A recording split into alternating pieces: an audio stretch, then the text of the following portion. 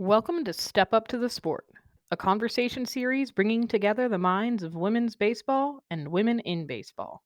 I'm Kate Haynes, the moderator of today's conversation and the archivist for the International Women's Baseball Center. Our host today will be IWBC President and Marshall University Women's Sports History Professor, Kat Williams. Our guest today is Rachel Folden. Rachel is a minor league hitting coach and lead hitting lab tech for the Chicago Cubs and is the owner of Folden Fast Pitch LLC, which provides in-person and online baseball and softball training. She grew up in Azusa, California, before attending and graduating from Marshall University, where she was a four-time All-American softball player before playing 5 years of pro softball in National Pro Fast Pitch, where she was a four-time All-NPF player. Welcome, Kat and Rachel. It's good to have you guys with us today.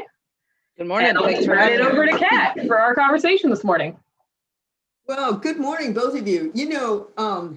Rarely, in fact, I'm not sure if I have ever had an opportunity to be on a podcast, both as the president of the IWBC and as an extremely proud Marshall University professor. I am sitting, for those of you listening, watching this, I am sitting here with two of the history department's most successful graduates from Marshall University. And it's an absolute honor to be here with both of you. And so, this is the kind of stuff that makes what we do worthwhile. So thank you guys, both of you, Kate, for doing this, and Rachel for agreeing to come on. When I first met Rachel, she walked into my history class and I thought, softball player. And at that point, I believe you were a math major. Is that right? Yeah, I was. Yeah, I was a math major for 3 out of my 4 years. I didn't switch over until I liked your classes so much. I took so many of them that they were like, hey, you have enough if you want to switch your major. And math started to just not make any sense to me. So I said, that sounds like a great idea. I think I'll do that. Sounds like a similar story to me. Yeah, well, I think maybe it's because math does not make any sense to me even now. So, I'm pretty sure that I helped to plant that seed. But I just remember you coming into my history class, and I always make everyone introduce themselves and tell me their major. And when I was told, when you said you were a math major, my thought was, ooh, yeah, okay, why is that? And then after you had me in class for a little while, I kept asking that question even more frequently. But I personally was glad to see you switch, although that minor you have in math has done you some good service. So we're here to obviously talk about your whole career, not just sitting in my history class at Marshall University. So, but your career started with baseball, moved to softball, went back to baseball. Yours is a pretty familiar story. You want to just talk to us a little bit about that transition, especially early on from being in Little League, and that, a lot of girls get that push, right? Yep. So if you don't mind, talk to us a little bit. I think this is something that a lot of young women and girls will relate to. Oh, yeah. So I have brothers and we're a big sports family. So I grew up in Los Angeles, big Dodger fan.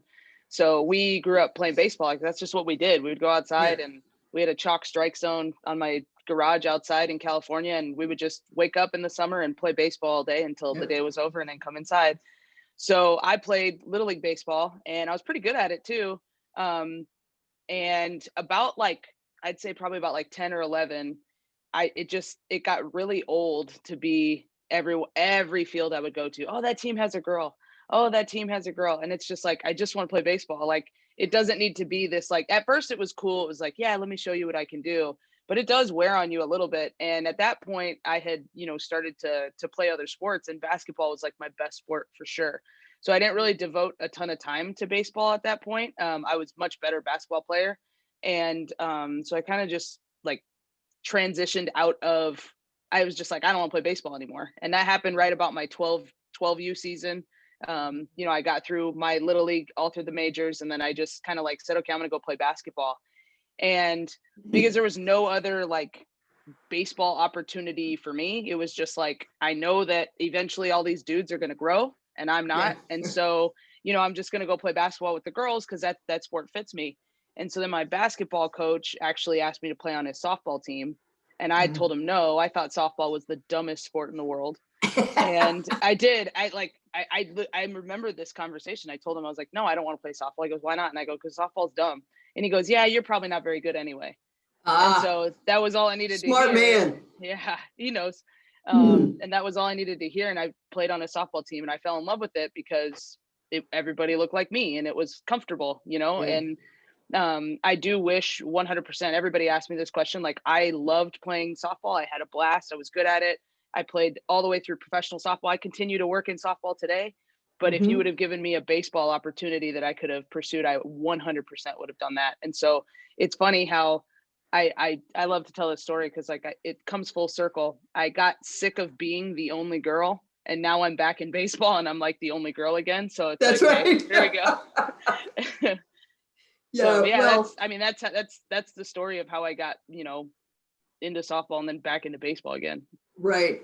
Well, and of course you were recruited. You came to Marshall in what year? 2004? Yeah, 04. Oh, 04. Yeah.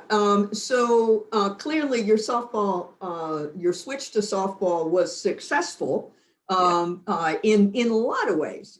Obviously you were a very talented high school softball player, and then recruited to come all the way from California to West Virginia to play at Marshall University, where, as Kate said in the beginning, you blew records out of the water. A lot of young girls are, again, pushed or encouraged to play softball because of that scholarship question. And it sounds like for you, the scholarship was not the thing that moved you towards softball. Is that correct? Yeah, no, I'll be honest with you. Like, I'm the only person in my immediate family to go to college. So I had no guidance. I had no, like, we're pushing the scholarship train hard. I had no idea until I started getting letters in the mail that this was even a possibility. Oh, wow. So, it was just like completely foreign to me. I just loved playing. And, my mom loved what sports was doing for my confidence and, the life lessons it was teaching me. Like, we've always been active as a family. We always did stuff. I did judo as a kid. I played basketball, played baseball, played softball, I played everything. And my parents really encouraged that. But no, this was not like I need to go and get the almighty scholarship. Right.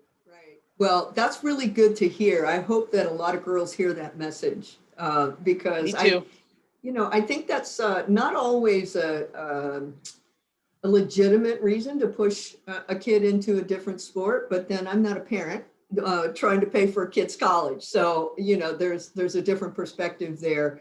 And I do want to just, say that I'm very glad that Shonda thought to send you one of those letters and get you here to Marshall. Yeah. So, you come to Marshall, you're obviously incredibly successful. You lead Marshall to Conference USA semifinals in 2007. And you were pretty darn successful in professional softball as well. With you first got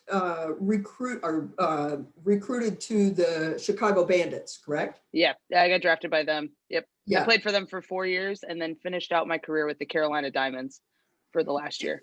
Right. So did you have, the whole time you're playing professional softball then, did you still have that sort of, I need to be in baseball, or did it kind of come together in a way? I know I've read a lot about your hitting philosophy and some of the ways that you approach hitting, and we'll talk about that in a little bit. But, it sounds like you kind of melded that a little bit. As you were playing professional softball, did you still have that kind of, hankering to play baseball, or was this is incredible opportunity and here we go? Yeah, that's a good question. I never once looked at it and thought, oh, I wish I was still playing baseball. I had fallen in love with softball at that point for sure. Good. I remember being a little bit pissed off that I was making $8,000 a year and I was one of the best players in the world. Yeah. That part pissed me off. I would have Yep. loved to have been playing baseball and made a little bit more money doing it.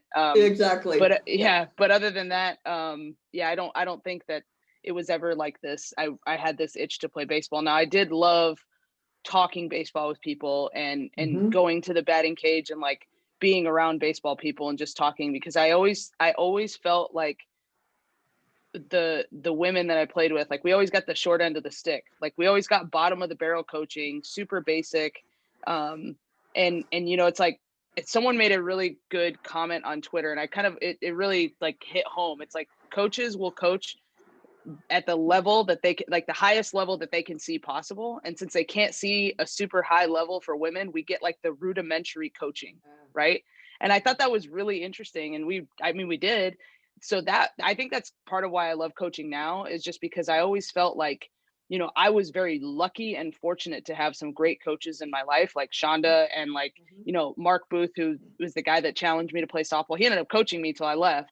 So, you know, like those, I had coaches that never ever tried to like dumb it down or water it down, but like that's not, I'm the exception, that's not the rule, you know. And so that's where I feel like you know, I've always been like passionate about just like bringing quality like coaching, because I always felt like we get shafted. And so that melding of baseball and softball is, you know, it is, that's always been there for me for sure. Yeah, yeah. And I just, it's so refreshing to hear you talk about uh, softball and baseball in that way, because it's often, as you know, as you just said, it's presented as an either or. And you know, the IWBC even gets some pushback sometimes from softball coaches. You know, oh no, we don't want to. I mean, I'm paraphrasing here, but you know, we don't want to get involved with that because, you know, we don't want you to take our softball players away, right? I mean, like you, I grew up playing competitive fast pitch softball. I love softball, but the talents of those players are going to translate. But unfortunately, in this society, we don't always let that happen, right? How tough is it how tough is it for you that when you set out to coach now, or even before you were hired by the Cubs with your own business, Folden Fast Pitch, how hard was that to coach a girl playing softball and a guy playing baseball, and convincing them that you could do both? Was that tough? So it's funny that you asked that, because so I lived here in Indiana. I give softball lessons and baseball lessons, mostly softball for sure. And when I got hired by the Cubs and I moved to Arizona, you know, I had to move, kind of work remotely with some clients. I hired some instructors to take over my workload. And then I came back and my baseball business like exploded, because now I've been hired by a major league team. So now I am qualified Of course. to coach Yeah. boys. But my softball clientele actually declined a little bit. And I wonder if Really? it's because it's like, oh, she's coaching baseball now. And, you know, a lot of the, you know, baseball mentality hasn't quite trickled into softball.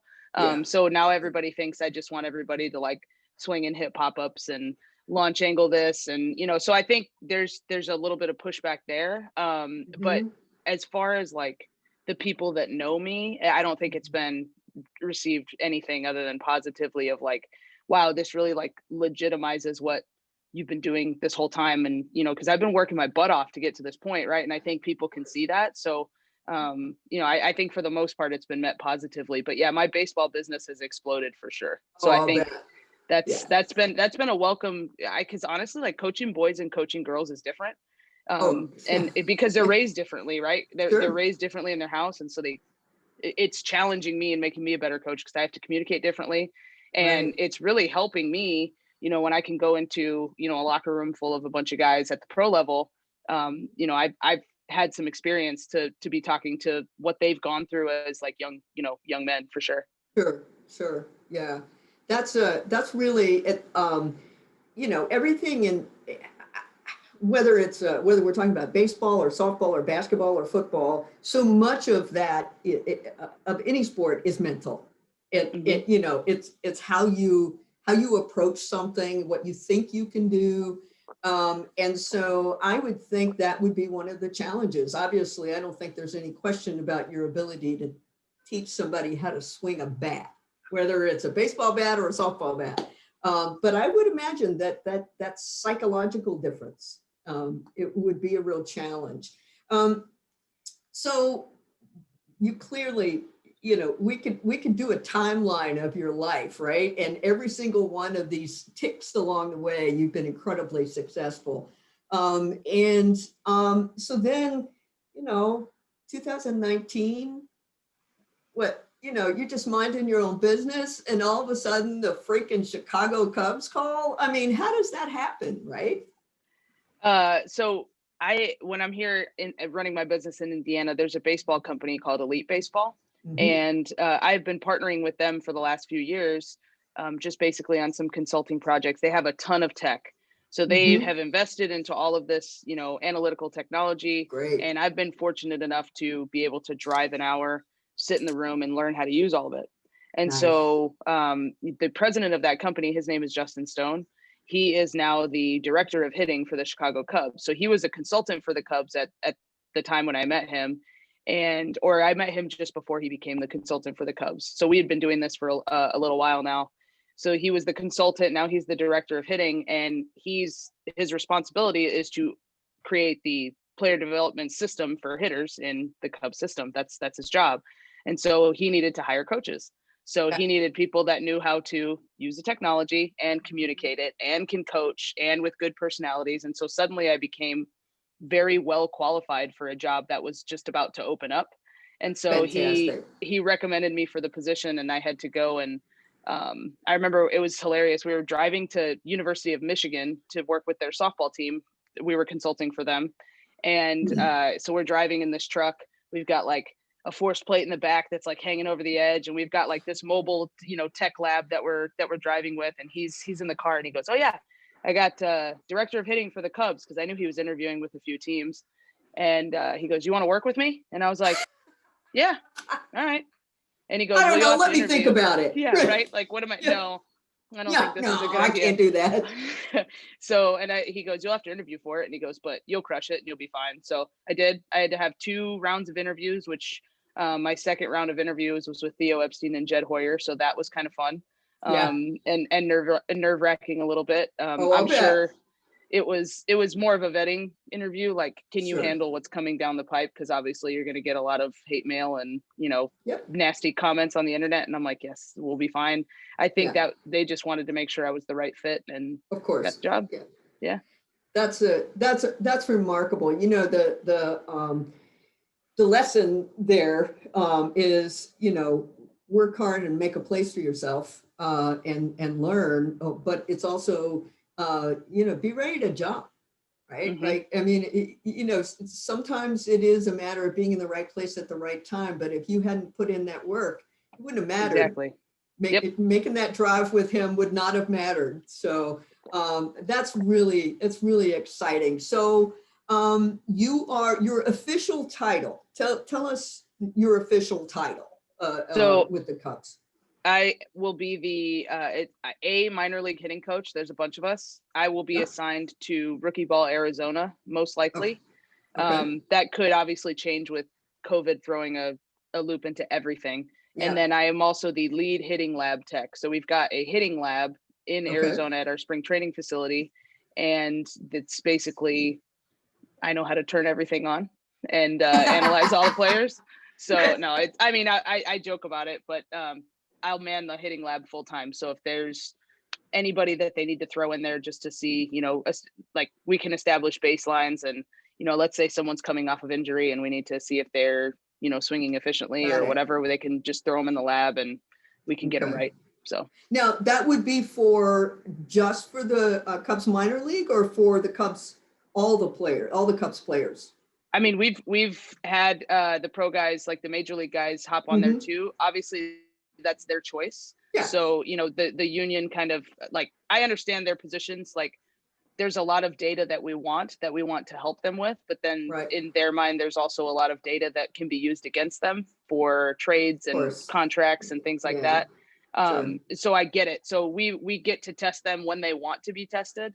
Got it. But every player that comes through the minor league system that we have a little bit of control over, we just throw them in there and it's awesome. We just streamline their development process so much easier now, where That's great. we can target exactly what they need versus just like throwing a bunch of stuff at the wall and hoping it sticks, which is what we've been doing for centuries. Yeah, right. Yeah. I mean, it's true. It's just another tool like to help us get it right a little bit faster. That's fantastic. So, tell for people who may not be as knowledgeable about this system, the minor league system. Can you just talk a little bit about who you primarily are working with the rookie league? So, most folks are aware Major League, AAA, but can you tell us what is the rookie league, and how is that different, and how does that flow into the overall minor league system and then into the major league system? Sure. So basically it's like people we've either just drafted or just signed, like a lot of international signings. So, like our international signings, if we sign them in the Dominican Republic or Puerto Rico or whatever, once they are ready to progress, we have a Dominican, what's a Dominican facility. And so once they've progressed out of that, they come over and they'll start in rookie ball. And basically you just, you play until you progress. So if you're just dominating rookie ball, we just get you out of there and move you on to the next level where you're ready. And so a lot of like our high school draft picks that we draft are going to start in rookie ball. And then a lot of the college players that we have, some of the like college players can go straight into A ball. Just because they're physically mature. A lot of this, especially we're coaching men, and this is something I've had to learn over the last couple of years, is like men grow later in life than women do. So like by the time I'm coaching a high school senior, she's got her grown woman body. Like, so I could send her off to college and I know exactly what she's going to move like in college. Whereas these guys that we draft at 18 are going to put on 40 pounds of muscle by the time they're 22 in some cases. And so, that progression is I'm just basically step one of that progression. I see. Yeah, I see. Well, that's interesting because that really it has to throw a whole other sort of element into this for you, for coaching and assessment more than anything, I guess. Yep. Yeah. So, it's got to be it's got to be difficult to a degree to take on what you've taken on. This is it must be in some ways a dream job. But when I was sitting here this morning thinking about some of the questions and some of the things I wanted to talk about, it occurred to me that today is the birthday of Jackie Robinson. And as all of us know, Jackie Robinson broke the color barrier in Major League Baseball in 1947. And I am certainly not asking you to compare yourself to Jackie Robinson. None of us certainly would be able to do that. But I wonder, do you feel some of the same weight that he must have felt? And I know there's a difference here. I'm not trying to conflate these things, but do you feel a little bit of that weight that he must have felt, being, in your case, one of the first women to step into this position? I mean, let's face it, you are one strong, talented individual, but that's got to be a little tough. Yeah. Thank you for not making me compare myself to Jackie Robinson, because nobody ever will. But I would never do that. No. Yeah, like I named my dog Jackie Robinson. Like nobody's naming their dogs after me, so that's how I know that there's no comparison. I think I was actually having this conversation last night, and I guess the weight the impact is not lost on me. Like in a perfect world, I would be hired for my merit and I would just have to go out there and do a good job. And if I don't, I get fired and fine. But I understand the importance and I understand the weight of, if I don't do a good job, it's very easy to say, well, that was a mistake. That experiment's over. We're never going to hire a woman again. And now I've just closed the door that somebody tried to open for me. And so that's, I guess the weight is that I have to do a good job. I really want to do a good job. I promise you, I did not take this job to not do it well. And Of course. so, but I understand, like, for the people that want to get into this business, like, I'm setting an example for everybody that says, yeah, we took a chance, we gave her an opportunity, but she ended up being awesome. We'll take that chance again. And then Yeah, eventually it won't be a chance. It'll just be, yeah, hey, you're the better candidate over, this person over here, and then it'll just be completely equal. But until that happens, yeah, I mean, I understand, like, what it feels like to say, okay, I can't screw this up now. Like, now I have to go yeah, and do a really good job. yeah, Otherwise, no one's gonna get this opportunity again.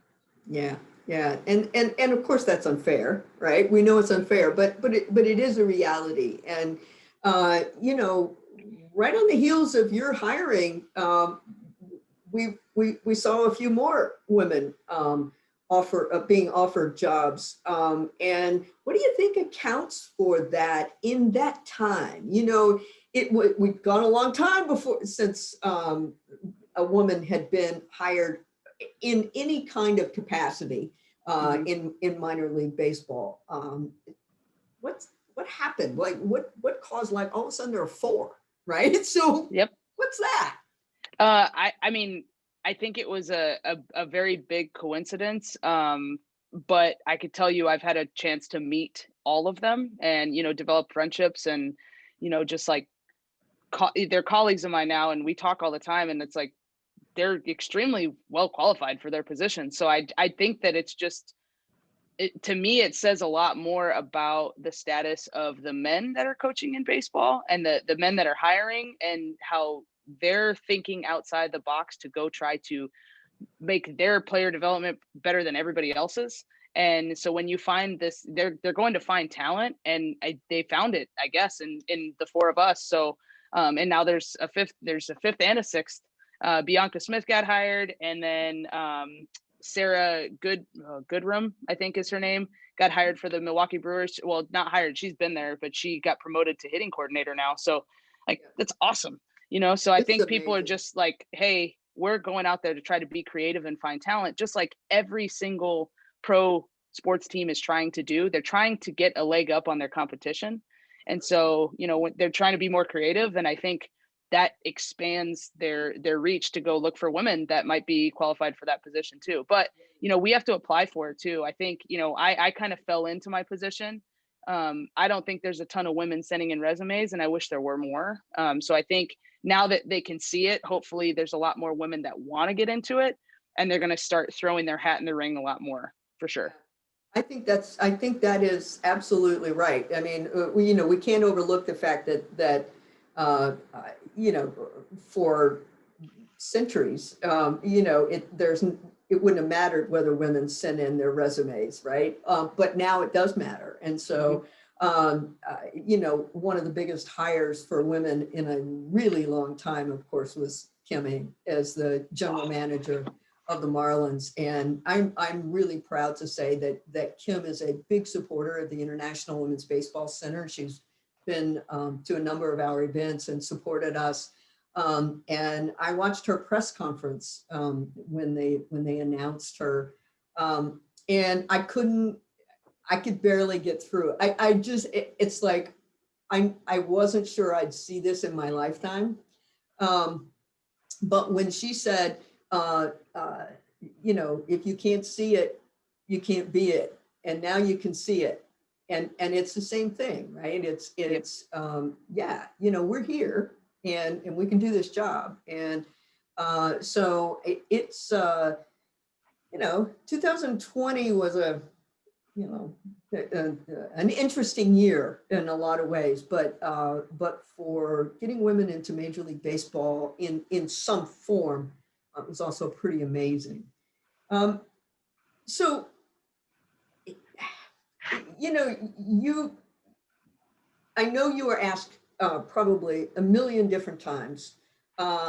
Okay, yeah, you guys are hitting coaches. You're into the whole statistics thing and the analytics and that side of it, and that does open up a lot of opportunities, not only just for women, but for people maybe where physically they can't play the game, but Yep. they love the game, right? I mean, there are a lot of ways that opens opportunities. But let's talk about the nitty gritty. Let's talk about the Sure. fact that, we get this question all the time. Why do you care if girls get to play baseball? There's never going to be a woman play in the major leagues. My response is always, so what? But I'm curious, what do you think about that? What do you think about the fact that, chances are women are not going to compete with men in Major League Baseball, right? And should we care? Should we push for that? Or should there be a professional women's baseball league? I mean, I'm all for any to me, a professional women's baseball league gives more women the opportunity to play baseball, right? Yeah. And then it Yeah. opens up a pathway because it's going to trickle down. Okay, well, now we're going to have college women's baseball, Right. And then we're going to have youth women's baseball versus it always being, let's just see how long you can ride the wave with the boys before they outgrow you, outthrow you, outtrain you. And I don't think it's outside of the realm of possibility for a woman to be good enough to play. I think Agreed. that, I've seen some pretty damn athletic women, like play the game. And I think that there's always going to be that chance. I'm not saying that it's going to happen forever, but I mean, to me, if you have a women's baseball league, like you have these opportunities that are present for people to not have to think about the burden it would place. Like, I don't think I've given this enough credit, like in my life, but think about the immense burden where it's like, hey, you fall in love with the sport and you play it until you're like 12, 13 years old. And then it's like, okay, now you got to go learn a whole new sport.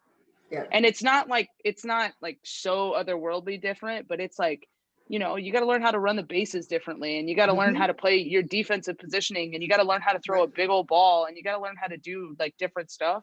Right. And so, instead of just, oh, I fell in love with the sport, I get to play it my whole life. Like we take that for granted, Right. like with basketball or, with soccer or golf or whatever, it's the same sport. It's an immense burden that you place on women to have to force them to choose. So I'm in favor of whatever gives women more opportunities to keep playing that sport. If they want to switch to softball, that's fine too. Softball is a great sport. It's great. Yeah. That's that is very much my philosophy on this question. My thing is always, look, if there's a woman that's good enough, then she darn well better get a chance to try.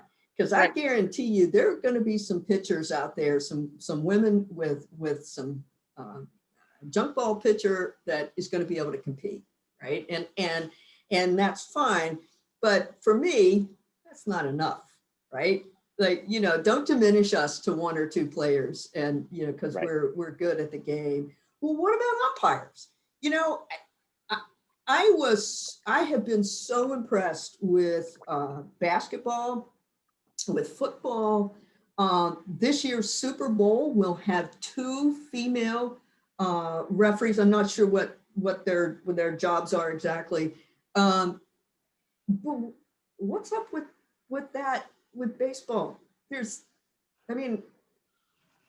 Well, I don't know. I know there are some female umpires in minor leagues. I do think so. But the way I understand how and I could be completely wrong on this, but this is how I understand it. Being a baseball umpire is kind of like being on the Supreme Court. It's like you have that job until you don't want it anymore or until you can't do it anymore. So those jobs just don't come available and they pay very well. So I think that has a lot to do with it. It's scarcity for sure. But I have no idea like why more women aren't getting more. Like this is kind of goes back to what we were talking about earlier. Like no one's going to walk up to you in the grocery store and say, hey, you want to come be an umpire? Like That's right. you have to apply for it. Like throw your and I just think that there's not a lot of women that are doing that. So we have to do our part too and say, hey, this is a job that I would like to have. I'm going to take the necessary steps to get there. Like I wanted to work in baseball. So I tried to take the necessary steps I could do to make sure that could happen. We have to do that too. No one's just going to come over and hand it to you. I've been asked this question a lot, and I know this is kind of off topic, but I get asked this question a lot. Like, hey, if I want to work in baseball, what do I need to do? And it's like, well, what are you doing that's making you worthy of working in baseball? Because there's a bunch of men that want to work in baseball too, and they're all going to be doing their part too. So what are you doing? Just because you're a woman doesn't automatically qualify you for a position. You have to actually go out and do stuff. Like, you have to actually be good at it and show your work, and, be willing to put yourself in a position when these opportunities open up. So we have to do our part too. That's exactly right. And there's a level of personal responsibility that's part of this. And the most successful women I have ever encountered, whether we're talking about baseball or some other sport, or even outside the world of sports, are the women like yourself, both of you, that have done that have said, look, this is what I want to do, and I'm going to go about getting it. And I personally respect that quite a bit. So, Kate, I know that there were, and I could continue this conversation with Rachel for a very long time, but I know that we want to keep this as short and within her schedule, as much within her schedule as possible. Do you have some questions? I believe you did, and we'll go with those. All right, we've got just a couple, and some of them have been somewhat answered in the previous conversation. So at Lily_Martineau, I think I'm saying her name right, on Twitter, wants to know, what's the hardest thing for girls to overcome or be competitive in baseball?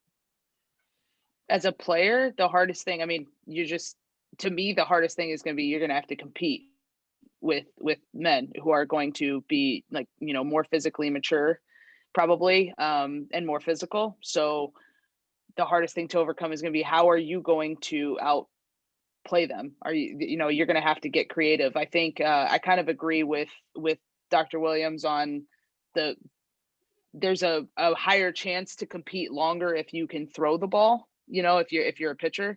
But as a hitter, I think, put a bat on a ball, hit the ball as hard as you can, and find a way to get on base. I think that's going to be, if you're going to be someone who can kind of terrorize the bases and be fast and that kind of stuff, I think you can play for a really long time, like probably through high school, honestly. Otherwise, just do whatever you can to get on the field. If that means that you got to be like a wizard defensively, like, you can learn defensive skills, everybody can. So I think it's just about finding your way to help the team however it needs to be helped, and to play as long as you can. All right, and I'm going to shamelessly ask a question. So I was wondering, why hitting? Was that always the goal, or was it just a step toward a larger goal? Because when I think about baseball and softball, like, I know those coaches exist, but it's not something that I think of people kind of aspiring to get to. Hitting, because it's the hardest, I think. I don't know what sort of, like, masochism I possess that makes me want to do this for a living. But it's like, to me, I grew up with brothers, so if my brothers never let me win, which is awesome, but like, so I used to play one-on-one basketball with my brother, and I don't think I beat him in one-on-one until I was like 14 or 15 years old. But I remember when I did it, and it felt awesome. And it made all of the times that he just, kicked my butt, like, I didn't care, right? Because I beat him that one time. And I feel like hitting's a lot like that. It's a lot of failure punctuated with some success. And I think, but that success feels really good because it's the hardest thing you can possibly do. So I think that's probably why I'm drawn to it. Yeah. Let's, by all means, let's take the hardest path possible, right? Why not? Definitely can understand where that type of mentality comes from as well. While I have brothers and sisters, definitely, none of us, they don't let you win. I don't let them. So good. Back to that now age-old question: did Dottie Hinson drop that ball on purpose when Kit ran into her at home plate? This old softball player said no, she never would have. So it's that same kind of desire to win, right? So Rachel, before we let you go, I just want to give you an opportunity. If there's a particular advice or message that you'd like to give to, and it's not just girls and women. I firmly believe that and you alluded to this, the way this is all going to change is that boys are going to have to grow up seeing girls on the field. They're going to have to grow up knowing their coach might be a woman. Do you have a particular message or advice to particularly young people and how we move forward making baseball truly America's game? Because it isn't if 50% of Americans can't play it. I mean, that's such a loaded question. There's so many ways. I think we're doing a good job by putting like women in leadership positions for sure, and putting them on the field. I think the visibility is going to play as big as anything, especially with, most of our game is played on television. So I think like being able to see it is going to be huge. And I think too, like just having more women throw their hat in the ring, give people a chance to say no to you, to get into this game versus just assuming they're going to. And I think like you said, the visibility will help on both sides, right? If you see a woman on the field, you're like, okay, like that's just how they do things over there, right? It's just normalizing it. So I think, we're trying to do our part to just normalize it. And I think that's going to trickle down, especially, I think it's kind of already there at the youth level. There are a lot of women that play baseball in Little League. So I think that the normalization process is there. It's ready for, but it doesn't need to stop. I think we can have opportunities that can come up where we can kind of foster that as we go. More opportunities for women to play baseball for sure. That's great. Thank you so much. The International Women's Baseball Center exists because we believe it's important to preserve and protect the very long and illustrious history of girls and women in all aspects of the game. And so it's about preserving that history, but it's about bringing that history out of the shadows and using it and showing girls that, look, you stand on the shoulders of greatness. And it's our honor today to show them that some of those shoulders are working for the Cubs. And we really appreciate it. And I want you to know, personally, this, I think, but I am extremely proud of you. And it is my honor to call you a former student. I can't wait to see what happens next, Rachel. Thank you so much for being with us. And don't be surprised if the IWBC doesn't come knocking on your door again. Let's go. I love everything you guys are doing. So anything you guys need, please let me know. Thank you for having me too. Thank you. Thank you. Are you interested in keeping up with Rachel? Follow her on social media at Folden Fast Pitch on Twitter and Instagram. And check out her instruction options at foldenfastpitch.com. While you're at it, you can keep up with the IWBC at IWBC4Me on Twitter, Facebook, and Instagram. If you're interested in becoming a member or are interested in making a donation to support our continued work, please visit our website at internationalwomensbaseballcenter.org. If you liked our episode and are curious about our other digital content, don't forget to like and subscribe to IWBC Archive on YouTube. Thank you again for joining us for Step Up to the Sport, and thank you again to Kat Williams and Rachel Folden for this conversation. Keep an eye out for new and upcoming content, and don't forget to step up to the sport.